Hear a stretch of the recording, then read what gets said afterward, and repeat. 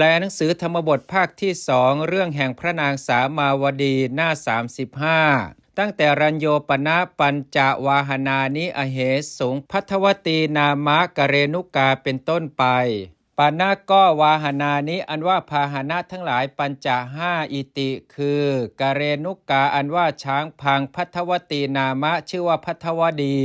คัจฉติย่อมไปปัญญาสะโยชนานิสิ้นโยชน์50ทั้งหลายเอกทิวสังในวันหนึ่งทาโสอันว่าธาตุกาโกนามะชื่อว่ากากะคัจฉติย่อมไปสัทธิโยชนานิสิ้นโยชน์60ทั้งหลายเอกทิวสังในวันหนึ่งอัสสาอันว่าม้าทั้งหลายทเวสองอิติคือเวลกังสิอันว่าม้าชื่อว่าเวลกังสิจะด้วยมุนชเกสีอันว่าม้าชื่อว่ามุนชเกสีจะด้วยคัจฉติย่อมไปโยชนะสตังสิ้น100แห่งโยชน์เอกทิวสังในวันหนึ่งหัตถีอันว่าช้างนาราคิริชื่อว่านาราคิรีคัจฉติย่อมไปวีสติโยชนะสตังสิ้น100แห่งโยชน์20เอกทิวสังในวันหนึ่ง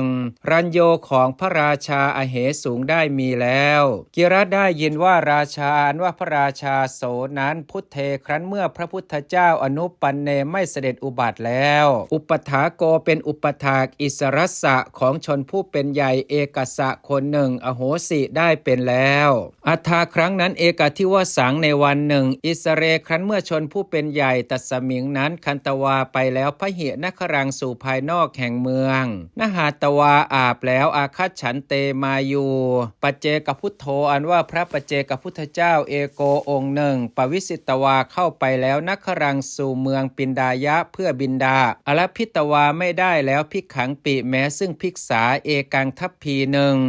สักกะนครวาสีนางชนานางมาเรนะอาวติตตาขีตตาเพราะความที่ชนานางแห่งชนทั้งหลายสักกะนครวาสีนางผู้อยู่ในเมืองทั้งสิ้นโดยปกติอาวติตะขีดเป็นผู้มาเรนะอันมานอาวติตะขีดให้เป็นไปทั่วแล้วสักกะนครวาสีนางชนานางมาเรนะอาวติตตาเพราะความที่แห่งชนทั้งหลายผู้อยู่ในเมืองทั้งสิ้นโดยปกติเป็นผู้อันมานให้เป็นไปทั่วแล้วนิคมิออกไปแล้วปเตนะทั้งบาทอัตนายถาโทเตนะขีดโทเตนะอันอัตนาอันตนขีดโทเตนะล้างแล้วยถาขีดอย่างไร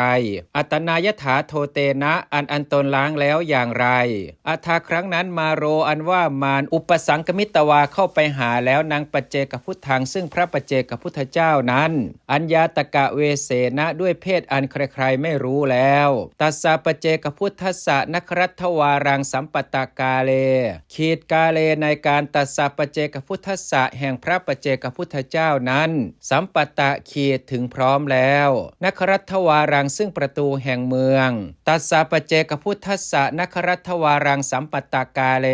ในการแห่งพระปัจเจกพุทธเจ้านั้นถึงพร้อมแล้วซึ่งประตูแห่งเมืองปุเชถามแล้วอิติว่าพันเตข้าแต่ท่านผู้เจริญกินจิอาหารวัตถุอันว่าอาหารวัตถุอะไรโวอันท่านทั้งหลายลัดทางได้แล้วอปิบ้างหรืออิติดังนี้โสปัจเจกพุทโธอันว่าพระปัจเจกพุทธเจ้านั้นอาหากล่าวแล้วอิติว่าปัณณะก็ตะวังอันว่าท่านกริกระทำแล้วอลัพนาการังซึ่งอาการคืออันไม่ได้เมแก่เรากิงหรืออิติดังนี้โสมาโรอันว่ามานั้นอาหากล่าวแล้วอิติว่าเตนะหิท่าอย่างนั้นตุมเหอันว่าท่านทั้งหลายนิวัติตวากลับแล้วปวิสัทธะจงเข้าไปปุณะอีกอิธานิในการนี้อาหังอันว่าข้าพเจ้านากริสามิจักไม่กระทำอิติดังนี้โสปัจเจกพุทโธอันว่าพระปัจเจกพุทธเจ้านั้นอาหากล่าวแล้วอิติว่าอาหังอันว่าเรานานิวัติสามิจักไม่กลับปุณะอีกอิติดังนี้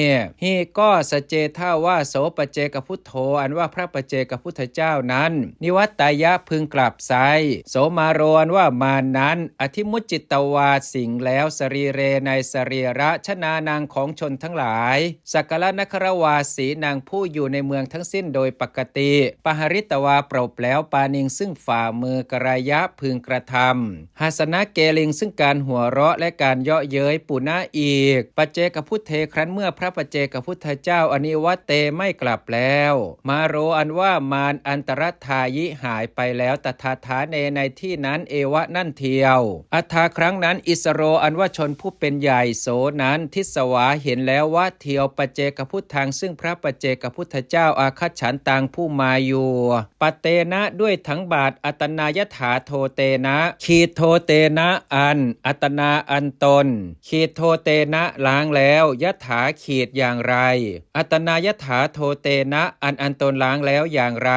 วันทิตวาไหว้แล้วปุชิถามแล้วอิติว่าพันเตข้าแต่ท่านผู้เจริญกินจิอาหารวัตถุอันว่าอาหารวัตถุอะไรตุมเหหิอันท่านทั้งหลายลัดทางได้แล้วอปิบ้างหรืออิติดังนี้โสปัจเจกพุทโธอันว่าพระปัจเจกพุทธเจ้านั้นอาหากล่าวแล้วอิติว่าอาวุโสดูก่อนท่านผู้มีอายุอาหังอันว่าเราจริตวานิขันโตเป็นผู้เที่ยวไปแล้วออกไปแล้วอัมหิย่อมเป็นอิติดังนี้โสอิสโรอันว่าชนผู้เป็นใหญ่นั้นจินเตสิคิดแล้วอิติว่าไอโยอันว่าพระผู้เป็นเจ้าอกเทตวาไม่กล่าวแล้วว่าจะนางซึ่งคำมยาปุชิตัง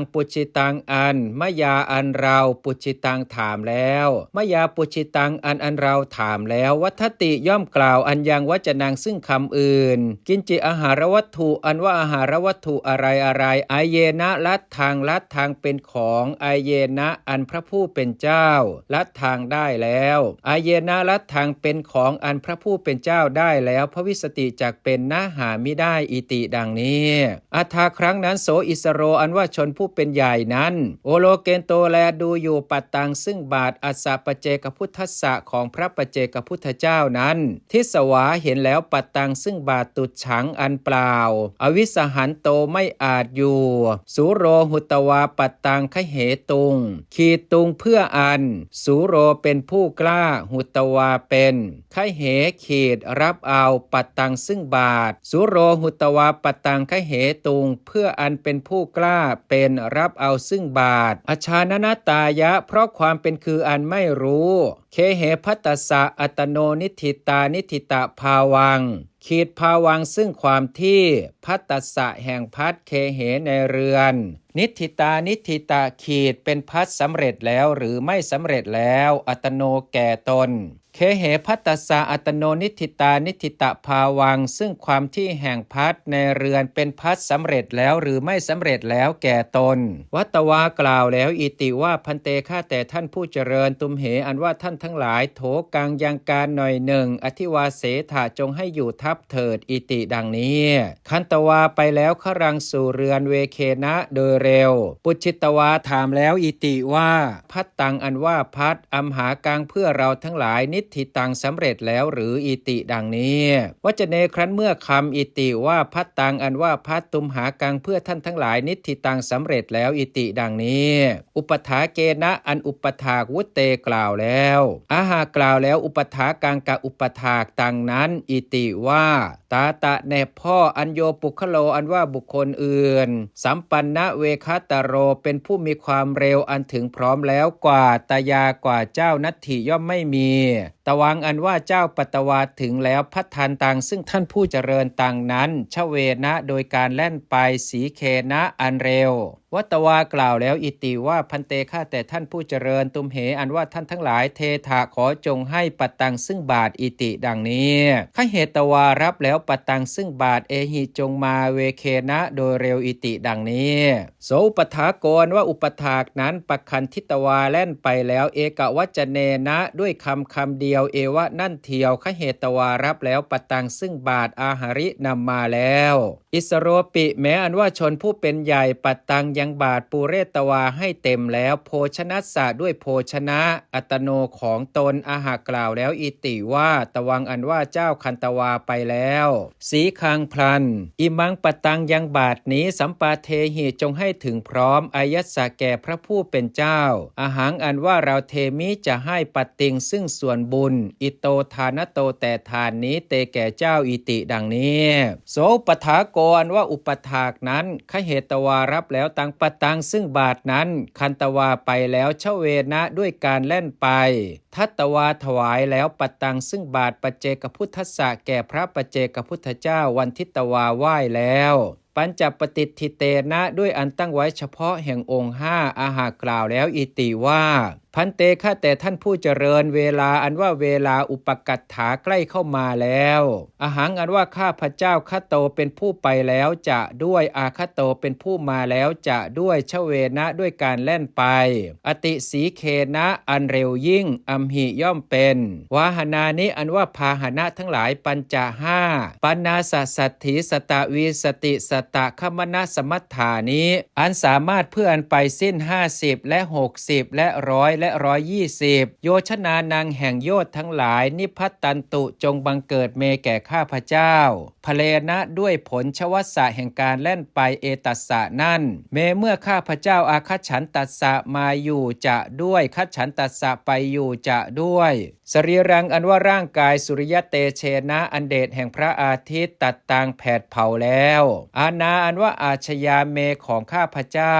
สุริยเตชะสัทธิสาเป็นเช่นกับด้วยเดชแห่งพระอาทิตย์โหตุจงเป็นนิพพตานิพพตัฏฐาเนในที่แห่งข้าพเจ้าทั้งบังเกิดแล้วทั้งบังเกิดแล้วพเลนะด้วยผลตัสสกรรมัสสะแห่งกรรมนั้นปฏิอันว่าส่วนบุญปินดาปาเตในบิณฑบาตอิมัสสมิงนี้สามินาอันนายทินนาให้แล้วเมแก่ข้าพเจ้าอาหังอันว่าข้าพเจ้าภาคีเป็นผู้มีส่วนตุมเหหิทิฏฐธรรมมัสสะขีดธรรมมัสสะแห่งธรรมตุมเหหิอันท่านทั้งหลายทิฏฐะขีดเห็นแล้วตุมเหหิทิฏฐธรรมมัสสะแห่งธรรมอันท่านทั้งหลายเห็นแล้วโหมิจงเป็นนิสันเทนะด้วยผลเป็นเครื่องไหลออกตัสสาปฏิยาแห่งส่วนบุญนั้นอิติดังนี้ปัจเจกพุทโธอันว่าพระปัจเจกพุทธเจ้าวัตวากล่าวแล้วอิติว่าตยาปฏิตะปัฏนาขีดปัฏนานว่าความปรารถนาตยาอันท่านปฏิตะขีดปรารถนาแล้วตยาปฏิตะปัฏนาอันว่าความปรารถนาอันท่านปรารถนาแล้วเอวังอย่างนี้โหตุจงมีเถิดอิติดังนี้อากาสิได้กระทำแล้วอนุโมทนาซึ่งการอนุโมทนาอิติว่าตยาอิชิตังตยาปฏิตังพลังพลังอันว่าผลตยาอิชิตังอันท่านปรารถนาแล้วตยาปฏิตังอันท่านตั้งไว้แล้วสมิชชตุจงสำเร็จตุยหังแก่ท่านขิปปังพลันเอวะนั่นเทียวสังกัปปาอันว่าความดำริทั้งหลายสพเพทั้งปวงปูเรนตุจงเต็มยะถาราวกะจันโทอันว่าพระจันทร์ปันนรโสอันมีในดิถีที่15ตยาอิชิตังตยาปฏิตังพลังพลังอันว่าผลตยาอิชิตังอันท่านปรารถนาแล้วตยาปฏิตังอันท่านตั้งไว้แล้วสมิชชตุจงสำเร็จตุยหังแก่ท่านขิปปังพลันเอวะนั่นเทียวสังกัปปาอันว่าความดำริทั้งหลายสพเพทั้งปวงปูเรนตุจงเต็มยะถาราวกะมณีอันว่าแก้วมณี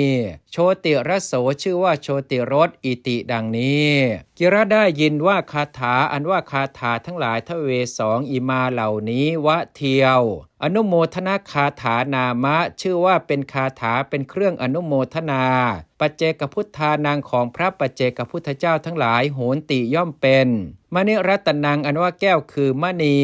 สัพพกามะทัทังอันให้ซึ่งสมบัติอันบุคคลพึงต้องการทั้งปวงปันดิเตนะอันบัณฑิตวุจติย่อมเรียกอิติว่ามณีอันว่าแก้วมณีโชติรโสชื่อว่าโชติรสอิติดังนี้ตถาคาถายังในพระคาถานั้นอีทางจริตตังอันว่าความประพฤตินี้ปุพพจริตตังเป็นความประพฤติในการก่อนตัสสะอุปถากัสสะแห่งอุปถากนั้นโหติย่อมเป็นโสอุปถาโกอันว่าอุปถากนั้นจันทปัจโชโตเป็นพระเจ้าจันทปัจโชตอโหสิได้เป็นแล้วเอตระหิในการนี้จากก็วาหนานี้อันว่าพาหนะทั้งหลายปัญจห้าอิมานิเหล่านี้นิพพติงสุบังเกิดแล้วนิสันเทนะด้วยวิบากเป็นเครื่องไหลออกกรรมสะแห่งกรรมตัสสะนั้นอัฐาครั้งนั้นเอกทิวสังในวันหนึ่งราชาอันว่าพระราชานิคมิเสด็จออกแล้วอุยานากีฬายะเพื่อทรงกีฬาในพระอุทยาน อุเทโนอันว่าพระราชาพระนามว่าอุเทนจินเตตวาทรงดำริแล้วอิติว่ามยาอันเราปลายิตพังพึงหนีไปอัชชะในวันนี้อิติดังนี้จำมัปปสิภเกยังกระสอบอันบุคคลกระทำแล้วด้วยหนังทั้งหลายมหันตะมหันเตทั้งใหญ่ปูเรตวาทรงให้เต็มแล้วหิรัญญสุวรรณัสสะด้วยเงินและทองทเปตวาทรงวางไว้แล้วกเรนุกะปิดเถบนหลังแห่งช้างพังอาทายะทรงพาเอาแล้ววาสุรัตทัตตังซึ่งพระนางวาสุรัตทัตตาปลายิเสด็จหนีไปแล้วชนาอันว่าชนทั้งหลายอันเตปุระปาลกาผู้รักษาซึ่งภายในแห่งวังทิสวาเห็นแล้วอุเทนนางซึ่งพระราชาพระนามว่าอุเทนปลายันตังผู้เสด็จหนีไปอยู่คันตวาไปแล้วอาโรเจสูงกราบทูลแจ้งแล้วรัญโยแก่พระราชาราชาว่าพระราชาปหินิทรงส่งไปแล้วพลังซึ่งพลวจเนนะด้วยพระดำรัสอิติว่าตุมเหอันว่าเจ้าทั้งหลายคัจฉทาจงไปสีคังพรันอิติดังนี้อุเทนโนอันว่าพระราชาพระนามว่าอุเทนยตวาทรงทราบแล้วพระรัสสะปขันตภาวังขีดภาวังซึ่งความที่พระรัสสะแห่งพลปขันตะเป็นผู้แล่นไปแล้วพระรัสสะปขันตภาวังซึ่งความที่แห่งพลเป็นผู้แล่นไปแล้วโมเจตวาทรงแก้แล้วกหาปณะปสิภพกังซึ่งกระสอบแห่งกหาปณะกหาปเนยังกหาปณะทั้งหลายปาเตสิทรงให้ตกลงแล้วมนุษย์สาอันว่ามนุษย์ทั้งหลายอุจินิตวาเลือกเก็บแล้วกหาปเนซึ่งกหาปณะทั้งหลายปขันทิงสุแล่นไปแล้วปุณะอีกอิตโรอุเทโนอันว่าพระราชาพระนามว่าอุเทนนอกนี้โมเจตวาทรงแก้แล้วส่วนนับประสิบพกังซึ่งกระสอบแห่งทองสุวรรณนางยังทองปาเตตวาทรงให้ตกลงแล้ว